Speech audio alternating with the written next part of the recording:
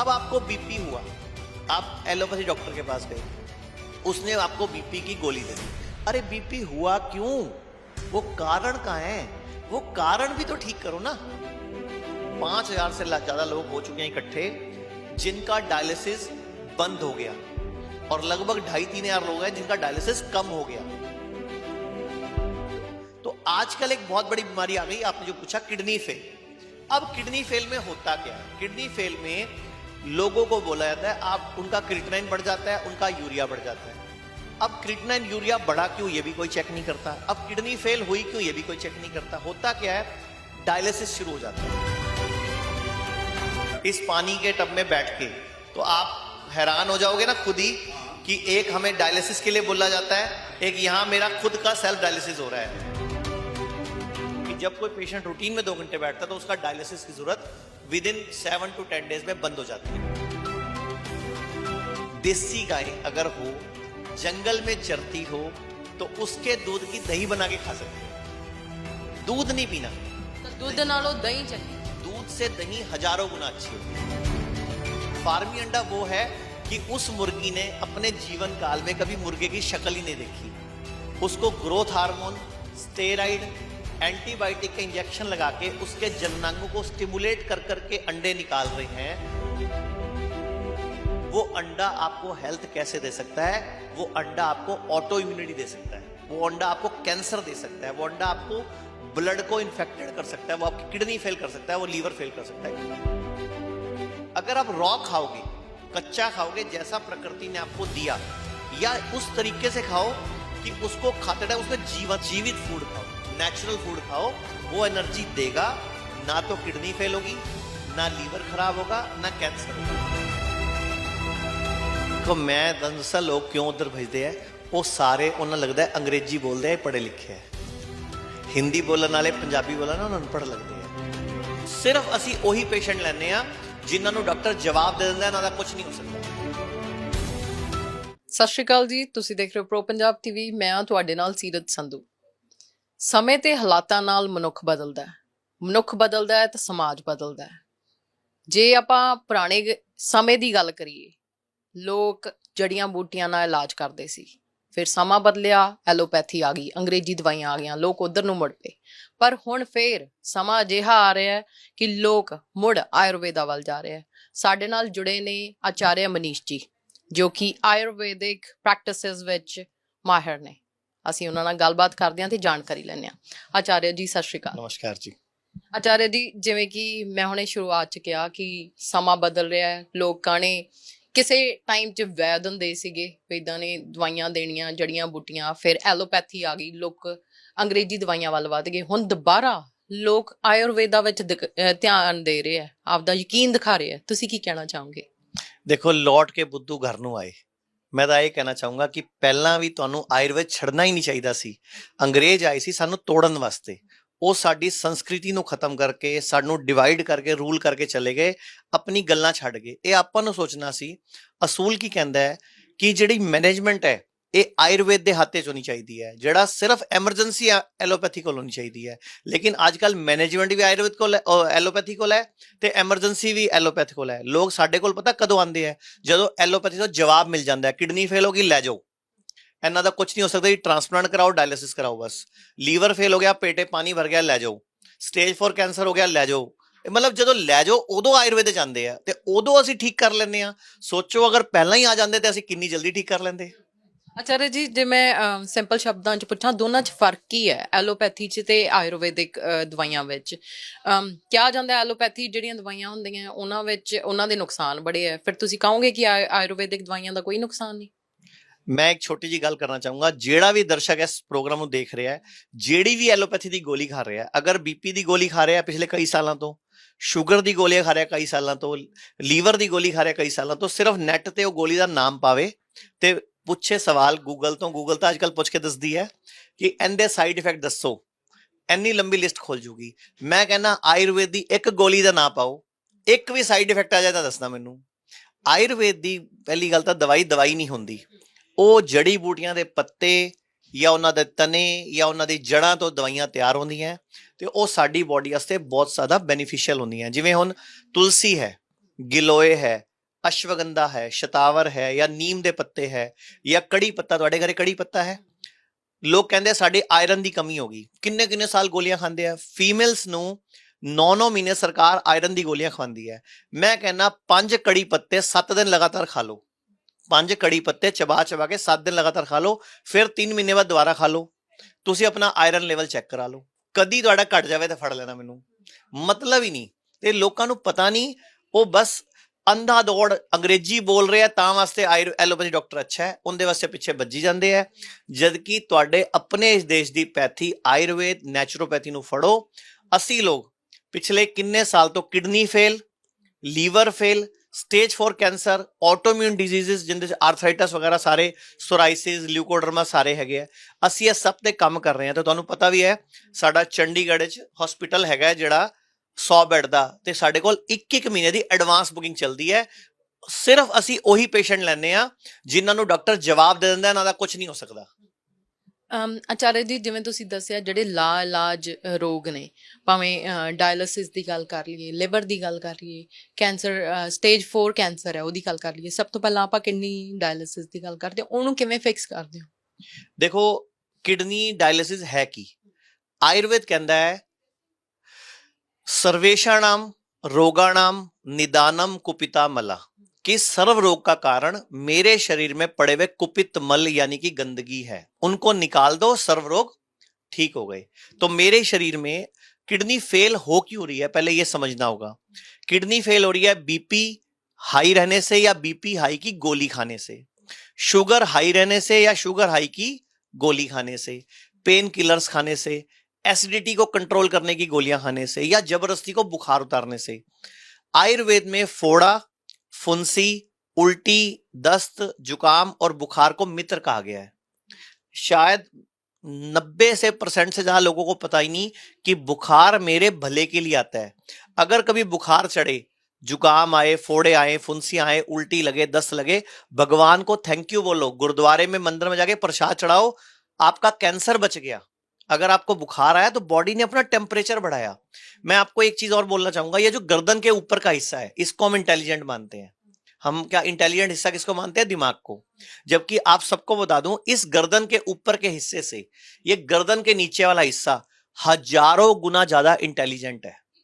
लेकिन लोग इस बात को जब समझ जाएंगे तो वो अपना इलाज करना भी समझ जाएंगे, और आपको पता भी लग जाएगा किडनी फेल में लोग क्या करते हैं और बॉडी क्या करती है।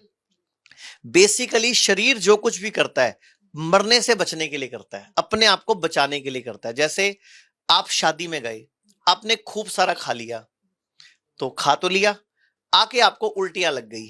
अब मॉडर्न चिकित्सक क्या बोलेगा? आपको फूड पॉइजनिंग हो गई। जबकि आयुर्वेद क्या कहेगा कि आपकी बॉडी को वो गंध पसंद नहीं आया, उसने निकाल के बाहर फेंका। अब बताओ अच्छा कौन है? आपको शादी में खूब खा के आए, आपको पोटियां लग गई, आप मॉडर्न चिकित्सक के पास जाओगे, वो पोटियां रोकने की, उल्टी रोकने की गोली दे देगा। आयुर्वेद क्या बोलेगा? अरे भाई अच्छा हो गया, आपकी बॉडी को वो गंध पसंद नहीं आया, बॉडी निकाल के बाहर फेंक रही है। अगर बॉडी उसको, अब आप जबरदस्ती गोली खा के उन पोटियों को या उल्टी को रोक लोगे तो बड़ा रोग पैदा होगा।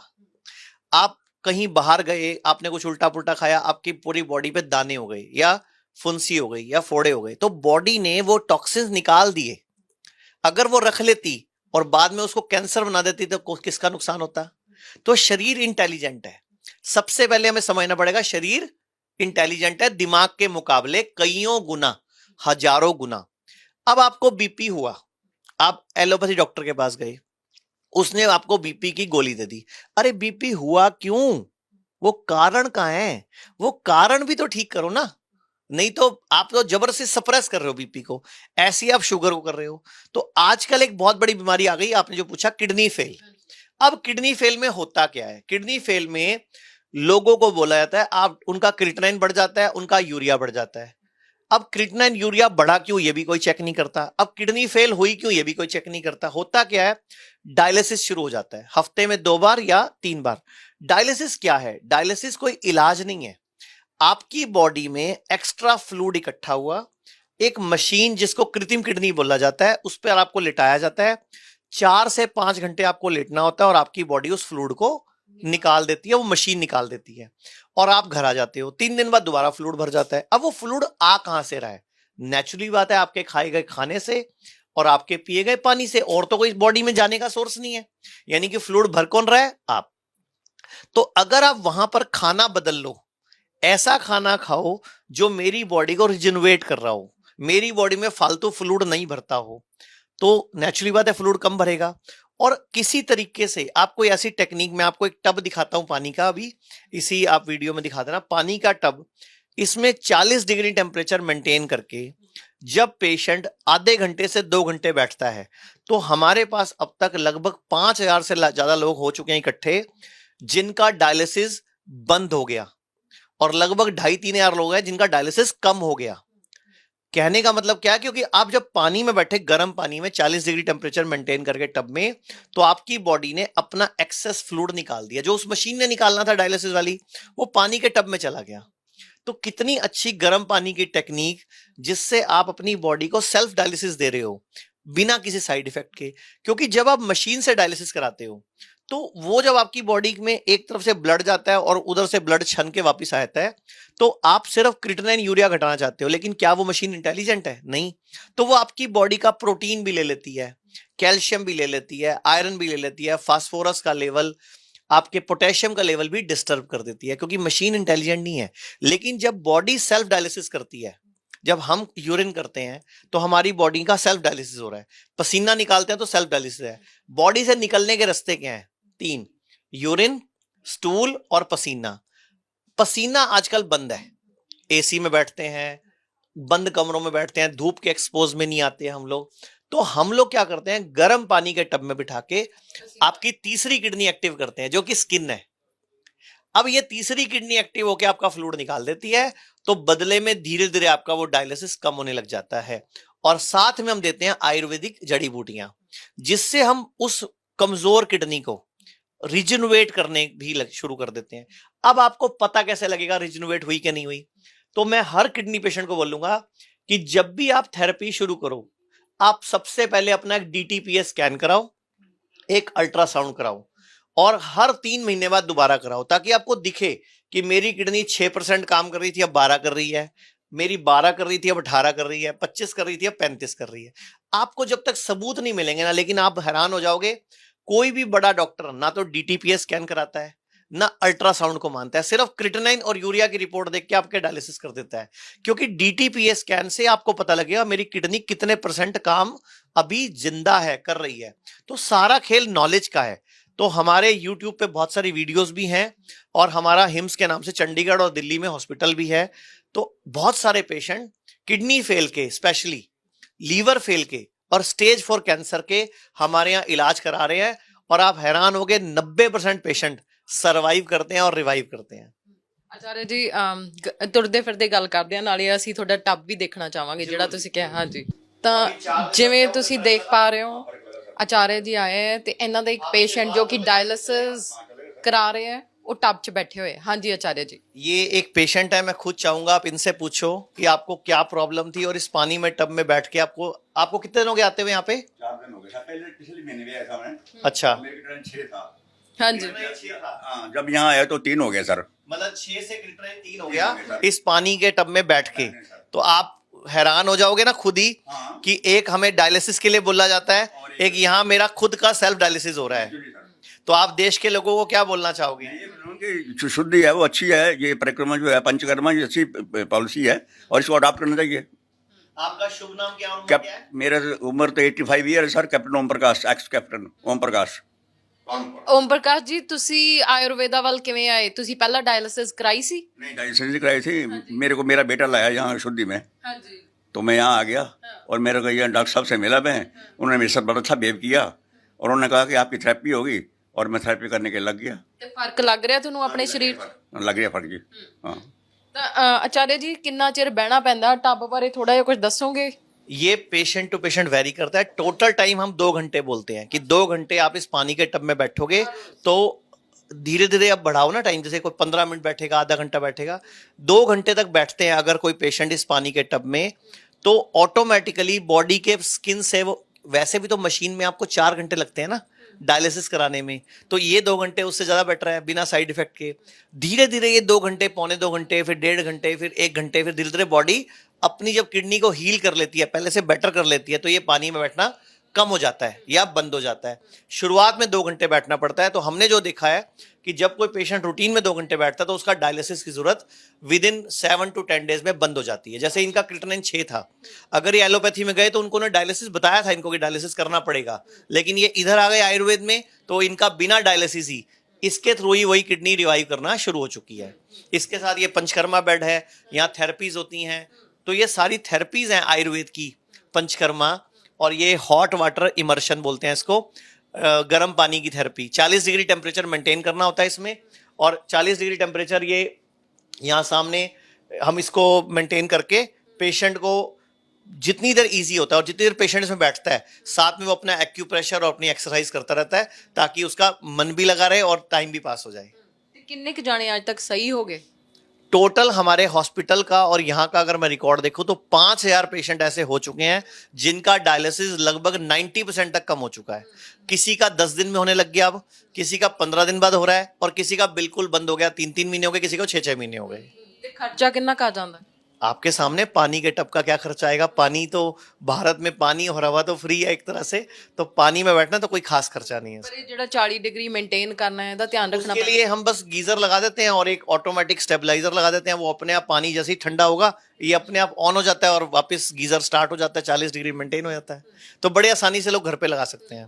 ਜਿਹੜੇ ਲੋਕ ਇਸ ਚੀਜ਼ ਦੇ ਥਰੂ ਹੋ ਰਹੇ ਆ ਉਹ ਘਰ ਹੀ ਲਵਾ ਸਕਦੇ। बिल्कुल बिल्कुल, हम तो चाहते हैं लोग घर पे करें, हमारे पास आए, हम सिखा देंगे, वो खुद घर पे करें। हम तो ये चाहते हैं पूरा हिंदुस्तान, जितने भी लोग किडनी फेल के पेशेंट हैं, लीवर फेल के पेशेंट हैं, स्टेज 4 कैंसर के पेशेंट हैं, अगर ये टब घर पे लगाएंगे तो बहुत ज़्यादा जल्दी बॉडी उनको डिटॉक्स करेगी और अंदर अपनी जो गांठें हैं, जैसे कैंसर की बॉडी में गांठें हैं, कैंसर सेल्स हैं, उनको बॉडी खुद ही हराएगी। हम तो सिर्फ हेल्प करेंगे डाइट चार्ट में और उनको आयुर्वेद की हर्ब्स बताने में, ये हमारी हेल्प रहेगी। थेरेपी घर पे खुद करे पेशेंट, हम तो चाहते हैं ये। ਤਾਂ ਤਿੰਨੋਂ ਜਾਣੇ ਜਿਨ੍ਹਾਂ ਨੂੰ ਕਿਸੇ ਨੂੰ ਲਿਵਰ ਦਾ ਕੋਈ ਇਸ਼ੂ ਹੈ, ਕਿਡਨੀ ਵਾਲਾ ਤੇ ਕੈਂਸਰ ਸਟੇਜ 4 ਵਾਲਾ, ਜੇ ਇਸ ਤੋਂ ਇਲਾਵਾ ਕਿਸੇ ਨੂੰ ਕੋਈ ਇਸ਼ੂ ਹੈਗਾ ਉਹ ਵੀ ਬਚ ਸਕਦਾ? तो भी ये दवाई है।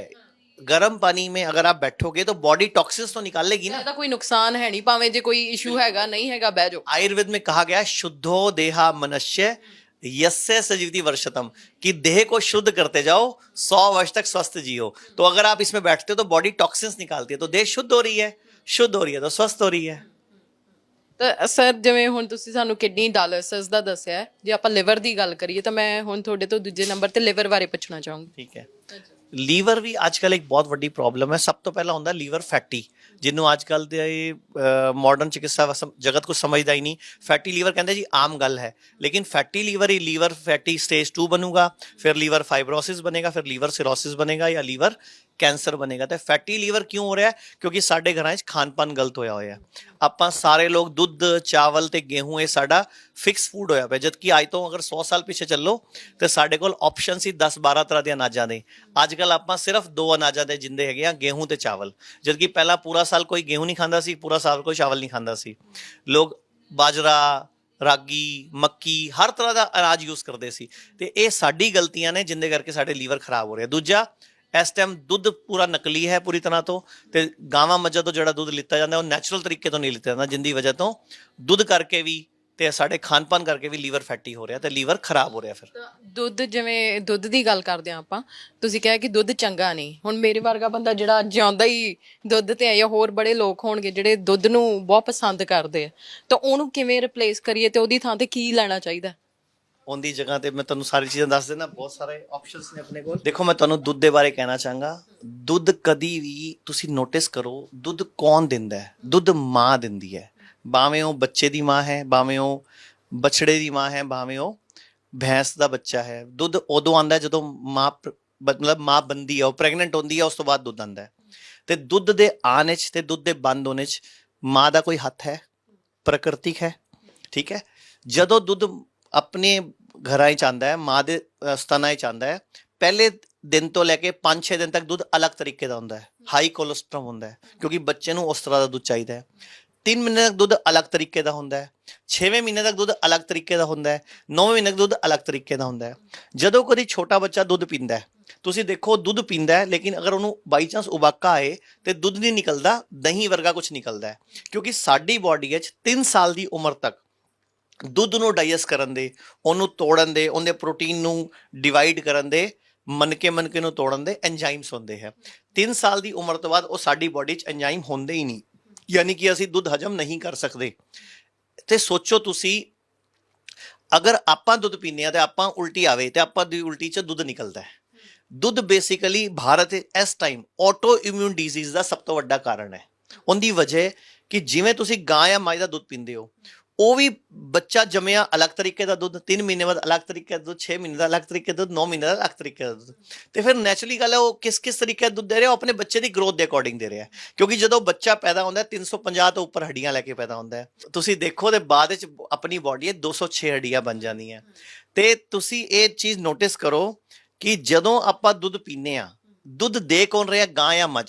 ਠੀਕ ਹੈ, ਪਹਿਲਾਂ ਤਾਂ ਮੈਂ ਤੁਹਾਨੂੰ ਪੁੱਛਾਂਗਾ, ਗਾਂ ਤੇ ਮੱਝ ਦੀ ਗੱਲ ਕਰਦੇ ਆ। हिंदुस्तान ने गां के उत्ते कहावत किया है, गाय हमारी माँ है। जब भैंस के ऊपर अकल बड़ी के गई भैंस पानी में, काला अक्षर भैंस बराबर, जिसकी लाठी उसकी भैंस, भैंस के आगे बीन बजाना। पहली बात तो गाय और भैंस पे कहावतें हैं। अब ये कहावतें किसने बनाई? हमारे किसी पूर्वज ने कुछ सोच समझ के बनाई होंगी। तो उन्होंने क्या बोला, उन्होंने गाय को मां कहा, भैंस को नहीं कहा। तो इसका मतलब भैंस का दूध पीने लायक नहीं है उनकी नजरों में, या हो सकता है उन्होंने काली भैंस देखी, कहावतें बना दी, मे भी। तो अब हम साइंस की बात करते हैं। ਤੇ ਗਾਂ ਦਾ ਪੀ ਸਕਦੇ ਆ ਦੁੱਧ, ਜਿਵੇਂ ਤੁਸੀਂ ਕਿਹਾ ਮੱਝ ਦਾ ਨਹੀਂ ਪੀ ਸਕਦੇ? देसी गाय अगर हो, जंगल में चरती हो, तो उसके दूध की दही बना के खा सकते हैं। दूध नहीं पीना, ਤਾਂ ਦੁੱਧ ਨਾਲੋਂ ਦਹੀਂ ਚੰਗੀ। दूध से दही हजारों गुना अच्छी होती है। दूध नहीं पीना, दही खाओ। कभी आपने कान्हा के बारे में, कृष्ण कन्हैया के बारे में सुना है? उसको कभी दूध चोर लिखा गया? माखन चोर लिखा गया, दही का चोर लिखा गया। तो कहीं दूध का जिक्र नहीं है, हमारे शास्त्रों में भी नहीं है, ग्रंथों में भी नहीं है। दूध आया कहां से? दूध गाय भैंस देती हैं अपने बच्चों के लिए, हमारे लिए नहीं। और दूसरी बात, दूध जब माँ देती है वो कब देती है? जब वो, मैंने बताया, बच्चा देती है। जब गाय को पहला बच्चा होना चाहिए, असूल से उसकी उम्र 4 साल होनी चाहिए, लेकिन आजकल 15 महीने की बछड़ी को ही प्रेग्नेंट करके माँ बना देते हैं। 9 महीने प्रेगनेंसी रहती है, फिर 9 महीने लगभग दूध आता है। अब जब 9 महीने की प्रेगनेंसी होती है, वो 9 महीने दूध देती है, तो 9 महीने बाद 1 साल तक का गैप डलना चाहिए यूट्रस को मजबूत होने के लिए, तब दोबारा प्रेग्नेंट होना चाहिए। लेकिन जो गवाला है, जो इस टाइम दूध पालक है, वो क्या करता है, जैसे ही दूध बंद होने वाला होता है, उसको एंटीबायोटिक, स्टेरॉइड के इंजेक्शन लगा के 2-3 महीने फालतू दूध लेता है उससे। फिर जैसे ही दूध बंद होता है, वो दोबारा उसको प्रेग्नेंट कर देता है। और एक बार भी नेचुरल प्रेगनेंसी नहीं होती, सब आर्टिफिशियल होता है। यानी कि एक माँ, जिसको गाय को माँ कह रहे हैं, उसका बार बार आप बलात्कार कर रहे हो और फिर उम्मीद लगा रहे हो मेरे को अच्छा दूध दे मेरी हेल्थ के लिए। फिर 9 महीने बाद वो दूध देना बंद कर दिया, फिर उसको प्रेग्नेंट कर देते हो, फिर 9 महीने दूध निकालते हो, फिर 9 महीने बाद प्रेग्नेंट करके दूध निकालते हो। तो जो गाय का जीवन 24-25 साल का है असूल से, वो आज की डेट में 10 साल के अंदर ही इतना कंडम हो जाती है गायें कि वो चलने लायक नहीं बचती, फिर उसको आप बूचड़ खाने को बेच देते हो। तो हम ऐसे दूध से कैसे उम्मीद लगाएं कि वो मेरे बच्चों की हेल्थ देगा? जैसे हम अंडों की बात कर लेते हैं, 2 तरह के अंडे सुनते हो आप, फार्मी अंडे और देसी अंडे।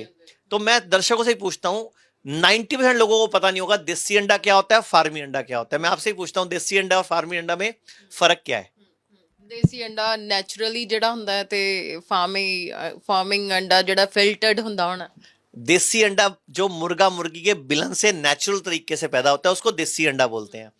फार्मी अंडा वो है कि उस मुर्गी ने अपने जीवन काल में कभी मुर्गे की शक्ल ही नहीं देखी, उसको ग्रोथ हार्मोन, स्टेरॉइड, एंटीबायोटिक के इंजेक्शन लगा के उसके जननांगों को स्टिमुलेट कर करके अंडे निकाल रहे हैं।